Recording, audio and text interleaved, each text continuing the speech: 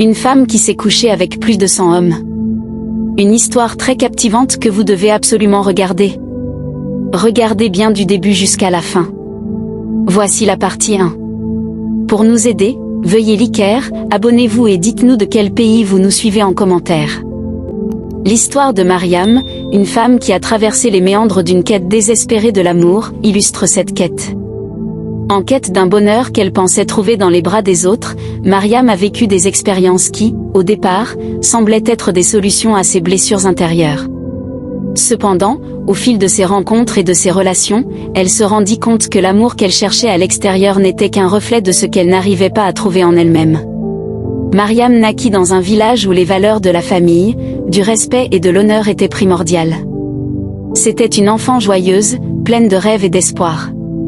Cependant, au fur et à mesure de sa croissance, elle se retrouva confrontée à une réalité bien différente de celle de son enfance.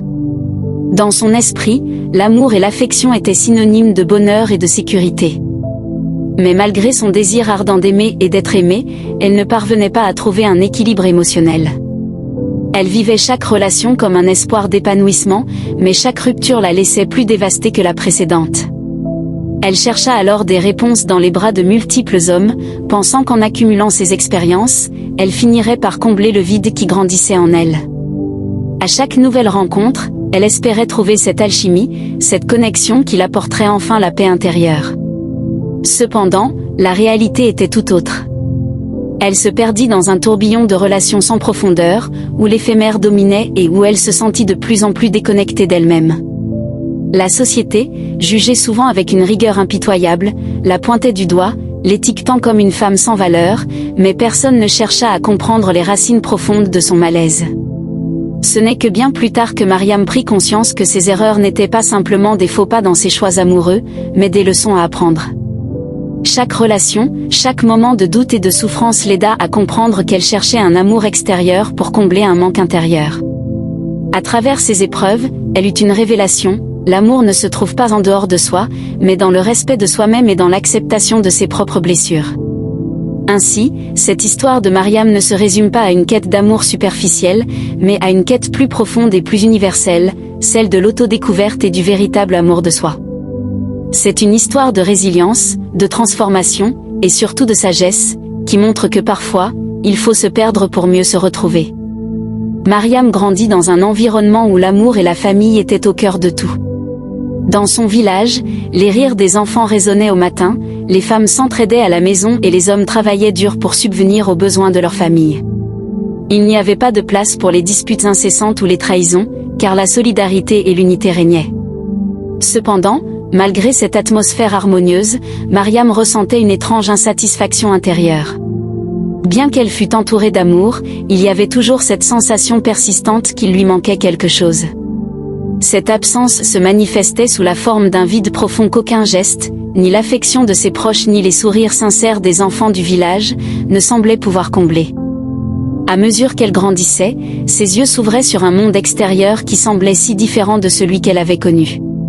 Dans son esprit, l'amour, cet idéal qu'on lui enseignait depuis son enfance, représentait la clé de son bonheur. Mais elle ne savait pas que ce rêve d'amour ne correspondait pas à la réalité. La société, au-delà de son village, se montrait sous un jour bien plus complexe. Là-bas, l'amour était souvent perçu à travers un prisme superficiel, où les apparences et les attentes sociales prenaient le pas sur les valeurs profondes. Lorsque Mariam eut environ 16 ans, son regard croisa celui d'un jeune homme qui, à ce moment-là, semblait être la personne qui comblerait enfin son vide. Ce jeune homme, Idriss, était séduisant, charismatique et portait en lui une aura de mystère qui attira irrésistiblement Mariam. Idriss semblait l'incarner, cet amour qu'elle avait toujours cherché. Ils se rencontrèrent régulièrement lors des fêtes du village, échangeant des mots doux et des promesses de bonheur éternel. Leur relation devint rapide et intense, et Mariam sentit enfin qu'elle avait trouvé ce qu'elle cherchait. Mais à peine quelques mois plus tard, Idriss s'éloigna, sans explication. Il disparut dans les ombres du village, laissant Mariam brisée, le cœur meurtri, et avec des questions sans réponse. Cet épisode marqua le début de son désenchantement. Mariam, frustrée et désemparée, se réfugia dans la pensée que l'amour n'était pas aussi simple qu'elle l'avait imaginé. Elle comprit que ce qui était censé être une relation fondée sur l'amour pouvait, en réalité, être teinté de manipulation et de fausseté. Elle se jura de ne plus jamais se laisser aussi vulnérable. Mais au lieu de chercher à comprendre les raisons profondes de sa souffrance, elle chercha à se reconstruire de manière plus rapide et plus visible. Elle décida qu'elle ne serait plus une victime, mais qu'elle prendrait les rênes de sa vie. Les mois suivants furent marqués par une série de rencontres avec des hommes qui venaient dans sa vie et en sortaient aussi vite qu'ils étaient arrivés. Chaque rencontre ressemblait à une tentative d'effacer la douleur du passé, mais au lieu de guérir, elle se perdait de plus en plus. Mariam, insatisfaite de chaque relation, s'enfonçait dans la croyance que la multiplication des rencontres finirait par apaiser ses blessures. Cependant, rien ne fonctionnait. À chaque fois qu'elle croyait trouver un semblant d'amour, elle se retrouvait de nouveau confrontée à la dure réalité de l'isolement émotionnel. À 20 ans, Mariam rencontra un autre homme, Amadou, un jeune homme que la société considérait comme un bon parti. Il venait d'une famille respectable, il avait un travail stable, en apparence, tout ce qu'une femme pouvait désirer. Lorsqu'il lui demanda de sortir ensemble, Mariam se sentit rassurée. Elle pensait qu'avec lui, elle pourrait enfin bâtir quelque chose de solide. Amadou était charmant, attentionné, et ses gestes semblaient sincères. Pourtant, peu à peu, Mariam remarqua des fissures dans cette façade parfaite. Amadou était possessif et jaloux, souvent incapable de gérer ses émotions. Elle se sentait piégée dans une relation qui ne lui apportait ni paix, ni épanouissement. Mais au lieu de partir, elle se laissa entraîner dans cette dynamique, convaincue qu'elle n'avait d'autre choix que de l'accepter, parce qu'il était le bon. Les mois passèrent et Mariam se retrouva dans un cercle vicieux de relations insatisfaites, toujours à la recherche d'un amour qui semblait insaisissable. À chaque fois qu'elle pensait avoir trouvé la paix, elle se retrouvait avec des blessures plus profondes. Le vide en elle grandissait chaque jour, et, plus elle cherchait l'amour, plus elle se sentait perdue.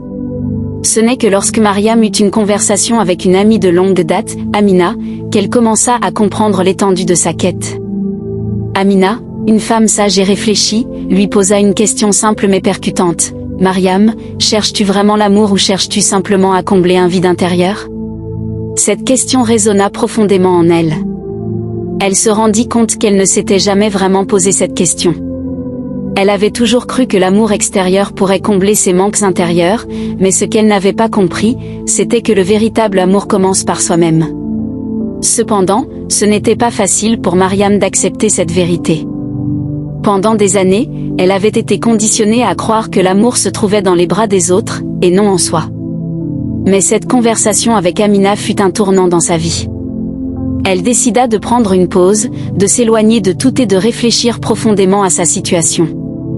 Elle se demanda pourquoi elle se sentait constamment vide malgré ses nombreuses relations.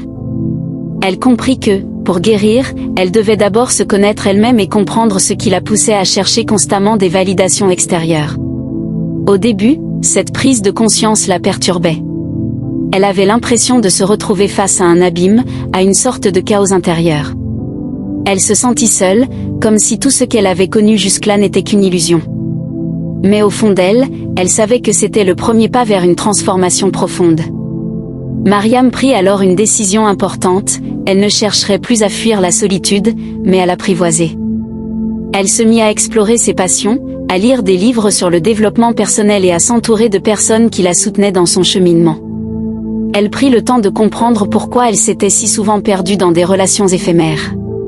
Et au fur et à mesure de ce voyage intérieur, elle commença à trouver des réponses qui l'aidaient à se reconstruire. Cependant, ce n'était pas un chemin facile. Mariam se rendit vite compte que la guérison ne se fait pas en un jour, et que chaque étape de son cheminement serait semée d'embûches. Mais, pour la première fois, elle avait la conviction que la quête d'un véritable amour ne pouvait commencer qu'en elle-même. Au lendemain de sa prise de conscience, Mariam se retrouva face à une décision difficile mais libératrice. Après des années de relations tumultueuses et de rêves brisés, elle choisit de prendre une nouvelle direction, une direction qui ne passait plus par les bras des autres, mais par elle-même. Cependant, cette prise de décision n'était que le début d'un voyage bien plus complexe, celui de reconstruire son identité et de comprendre les raisons profondes de ses choix passés. Mariam avait commencé à se demander ce qui l'avait poussée à multiplier les relations amoureuses. Pourquoi se sentait-elle constamment insatisfaite ? Pourquoi, après chaque rupture, se sentait-elle poussée à chercher un autre amour? Ses pensées la guidaient dans un labyrinthe émotionnel où chaque réponse semblait en appeler une autre, plus difficile à affronter. Mais, même si elle avait compris que ses relations passées étaient des tentatives maladroites de combler un vide, elle n'arrivait pas encore à se détacher totalement de ce comportement. Le besoin de validation, d'être aimée et désirée par un autre, restait profondément ancré en elle. C'était une soif insatiable, une soif qui semblait la dévorer à chaque instant. Au fil des mois, Mariam se retrouva de plus en plus à la croisée des chemins, entre un désir de changement profond et une habitude bien ancrée de chercher l'amour à travers des relations multiples. Elle avait commencé à comprendre que ses précédentes expériences n'étaient pas le fruit du hasard, mais qu'elles étaient le résultat de choix qu'elle avait faits à un moment donné, quand elle croyait sincèrement que l'amour était une réponse à ses souffrances intérieures. Elle se rendait compte maintenant qu'elle avait agi comme une personne qui cherche à remplir un vide infini, un vide qui ne pouvait être comblé que par l'amour de soi. Mais, malgré cette prise de conscience, il ne suffisait pas de vouloir changer pour que le changement se produise instantanément. Les relations amoureuses étaient pour Mariam comme des pièces d'un puzzle qu'elle essayait désespérément de résoudre, mais qui semblait toujours incomplet. Elle se rendait compte qu'à chaque rencontre, elle espérait que l'autre comblerait ce manque en elle. Elle croyait que l'amour, ce qu'elle percevait comme l'amour romantique et idéal, pouvait réparer ses blessures et lui donner le sens qu'elle recherchait. Mais ce qu'elle n'avait pas compris, c'était que l'amour véritable ne réside pas dans les autres, mais dans soi-même. Au moment où elle commença à se libérer de ses illusions, Mariam se retrouva à faire face à un dilemme. Comment guérir tout en vivant dans un monde où les relations amoureuses étaient considérées comme un élément fondamental de la vie? L'isolement ne semblait pas être la solution, car, bien qu'elle comprenait la nécessité de se concentrer sur elle-même, elle ne voulait pas se couper de tout contact humain. Elle savait que l'interconnexion avec les autres était essentielle, mais elle devait réapprendre à établir des relations qui ne seraient pas motivées par des besoins inconscients ou une dépendance émotionnelle. Peu à peu, Mariam commença à s'interroger sur ses relations passées.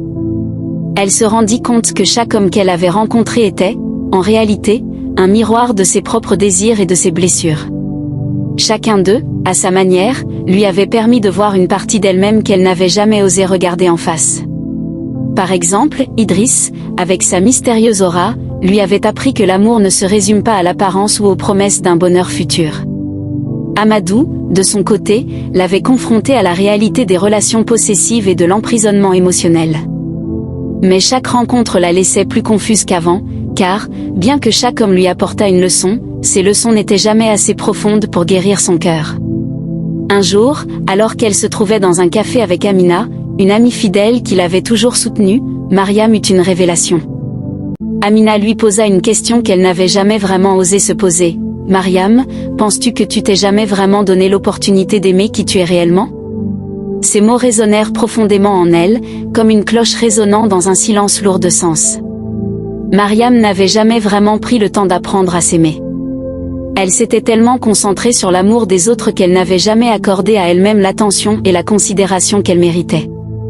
Les hommes qu'elle avait rencontrés étaient, dans un sens, des substituts à un amour qu'elle n'avait jamais nourri en elle. C'était un constat amer, mais essentiel.